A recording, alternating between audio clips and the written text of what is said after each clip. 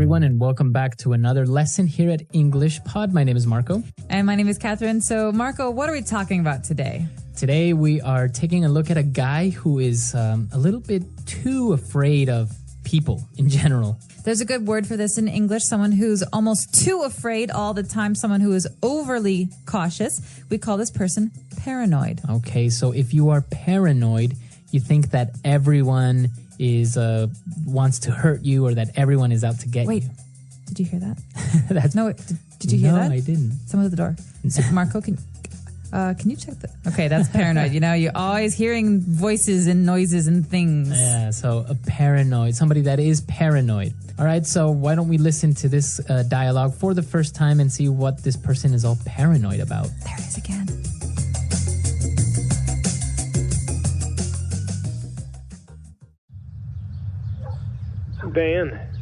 Dan, dude, you have to come over to my house right now. Is everything okay? Just get over here.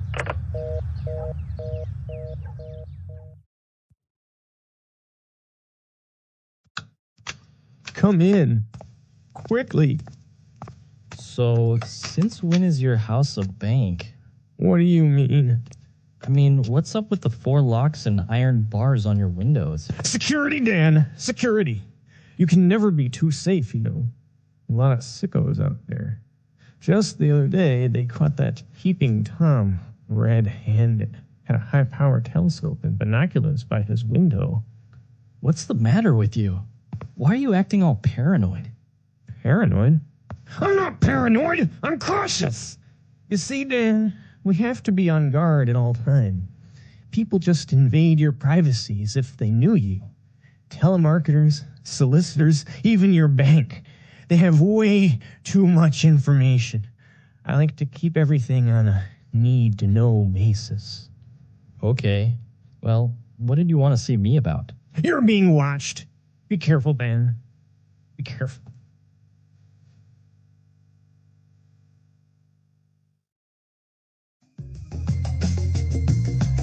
All right, we're back. So, I think this guy is a little bit too cautious. I would have to agree with you, and I would go so far as to call him paranoid. But there's a lot of great stuff in this dialogue that we can use in a lot of different situations. So let's take a look at some of these new words in today's language takeaway. Language takeaway. All right, the first word on language takeaway today is sicko. Sicko is also the name of a movie that was a documentary famous in America by Michael Moore, actually. Right. But sicko, in this context, means someone who is a bit weird in a bad way. So if you tell somebody you're sick, but like in that tone, right? You're saying you're sick. You're a sick person. You're gross. Right. You're saying you're gross. Or people who have inappropriate humor, who make jokes about not so nice things. Right. Yeah, they're sick. But in this case, sickos are people who maybe like to hurt other people, or people who are a little bit crazy, people who are not normal. So it's not a nice way of calling someone crazy, right? If you say, oh, he's a sicko, it's not really nice. Not at all. It's a way of saying that you're almost scared of this person because they're kind of weird and almost they have problems. All right, so sicko. Moving on to our next word. We saw that the guy was afraid of telemarketers. Exactly. So what are these guys? Well, we've got 2 words being put together here, tele and market. So tele...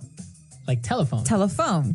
Over communication. So they're not in person. They're people who call you up and market things. They try to sell you stuff over the phone. So this is very common. You get a phone call on your cell phone and they ask you if you're happy with your long distance calling plan or if you need new TV cable or something like that. And they always call during dinner or late at night, which drives me nuts. Exactly. So these are telemarketers. These are people who call you trying to sell things to you. And very similar to these is a solicitors. Exactly. But the big difference here with solicitors and telemarketers is that solicitors actually go to your house. They knock on your door.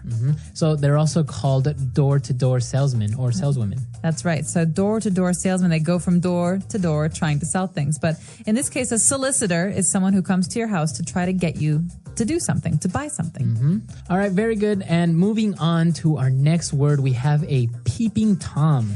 That's right. We heard this a little bit earlier in the dialogue, and a peeping Tom is, again, a negative thing to say about someone. A peeping Tom, well, the word peep means to look, but kind of Quick like, look. yeah, it's a quick look. So peeping Tom is a person who spies on other people. Okay, so a synonym of a peeping Tom would be a voyeur. A voyeur. So someone who, without getting caught, tries to look at other people while they're in their homes. And so it's really bad because it's usually inappropriate. It's usually people who are watching women get undressed or... Right. Yeah. So a peeping Tom is just an informal way of saying a voyeur or somebody who is spying on people. So those are the words for today in language takeaway. Let's listen to our dialogue again, and then we'll be right back.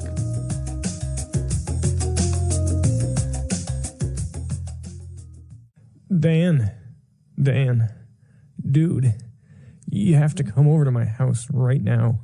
Is everything okay? Just get over here. Come in. Quickly. So, since when is your house a bank? What do you mean? I mean, what's up with the 4 locks and iron bars on your windows? Security, Dan. Security. You can never be too safe, you know. A lot of sickos out there. Just the other day, they caught that peeping Tom red-handed. Had a high-power telescope and binoculars by his window. What's the matter with you? Why are you acting all paranoid? Paranoid?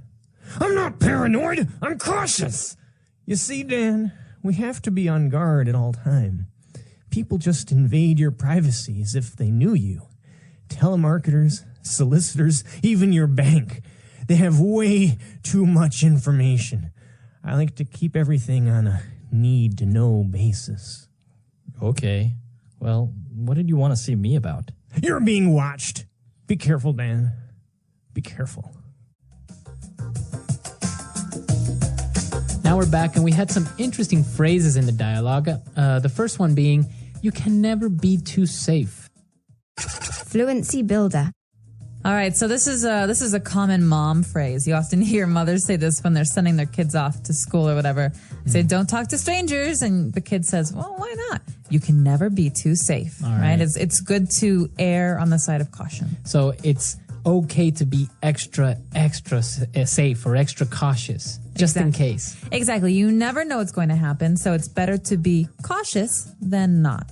And that's what this person's saying. He's saying, well, security, it's important. You can never be too safe. You never know what might happen. Is there another way that we can combine it? Like, you can never be too careful?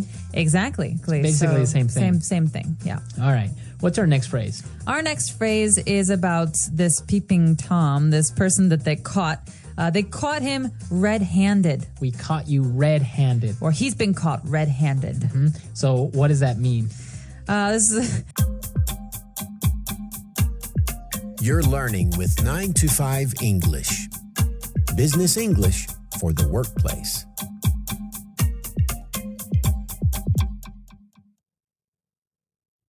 Hi, Tim here with another 9 to 5 English lesson.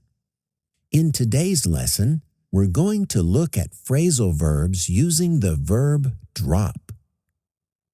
As you may already know, a phrasal verb is an expression with a verb and a preposition. For example, we say turn on and turn off a light or computer. From these common examples, you can see that one verb might combine with different prepositions to make different meanings. And in this lesson, we'll look at how different prepositions combine with the verb drop to form some common expressions. When you hear the verb drop, you probably think of something falling. When you drop your phone, for example, it falls to the ground. So what do you think the phrasal verb drop off might mean? Well, if something drops off, then it decreases. In this case, we're talking about something that can be measured or counted. And it's not something that you decrease. For example, you can't drop off the speed of your car. Instead, it's used when things decrease on their own. Let's try some practice with this phrasal verb to drop off. Listen to each example, then repeat it for yourself. Here we go. I'm a bit worried that sales have dropped off the last 2 months.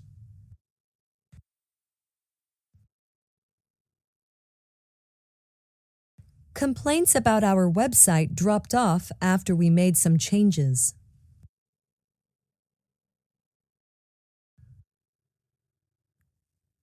As you can see, to drop off is used to say something decreases, but we don't say that you drop something off. Oh, wait, actually, we can say drop something off, but it doesn't mean to decrease. If we're using this phrasal verb with an object, then we're talking about delivering something. If I drop off a gift at your house, then I'm bringing you a gift. Let's try some more examples with to drop off, meaning to deliver. Remember to repeat the examples after you hear them. Could you drop this package off at the post office later today?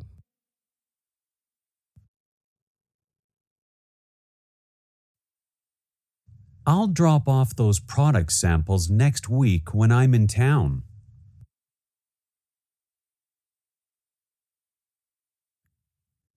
Note that the object can come after drop off or between drop and off. Many phrasal verbs work this way, but you should remember that if you're using a pronoun like him or it or them, then it always comes between the verb and the preposition. Now, what if I come to your house not to deliver something, but just to visit? What if you go to a place to meet someone? In this case, we use the phrasal verb drop by or drop in. If you mention a place, use drop by. If you don't mention a place, then use drop in. Let's try using drop by and drop in with some more examples. Once again, repeat the examples after you hear them. Please drop in any time you're in the city.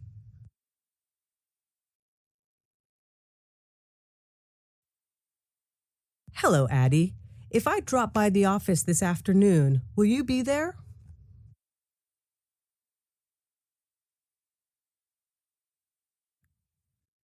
You might notice that when you drop by or drop in, you're visiting informally. You're not setting a time and schedule for a meeting. Rather, you're visiting without a clear plan. Now, there's one more phrasal verb with drop that I want to cover. Have you ever decided to quit a course or program or contest? The common way to talk about this is to say that you dropped out. For example, I might say, Jake dropped out of his course because it didn't work for his schedule. Let's practice to drop out with a couple of examples. Repeat the examples after you hear them. I dropped out of the MBA program because I was just too busy.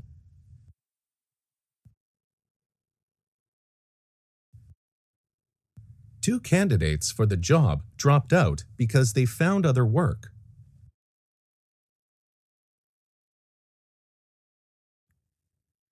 So we've practiced several phrasal verbs that include the verb drop. But how do these expressions sound in a conversation? Let's listen to a short dialogue between Sonia and Tom. Sonia is asking Tom for a favor. Where are you headed, Tom? I'm going to drop by our lawyer's office downtown. Oh, in that case, could you take this file with you? Sure thing. I'll drop it off with the receptionist. Now it's your turn to practice. We'll repeat the dialogue, but this time we're going to beep out the second speaker's words. You will have to say those parts yourself. Remember to start by saying you're going to drop by the lawyer's office.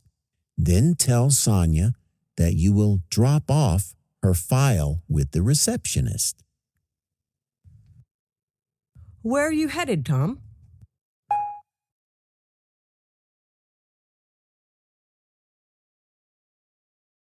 Oh, in that case, could you take this file with you?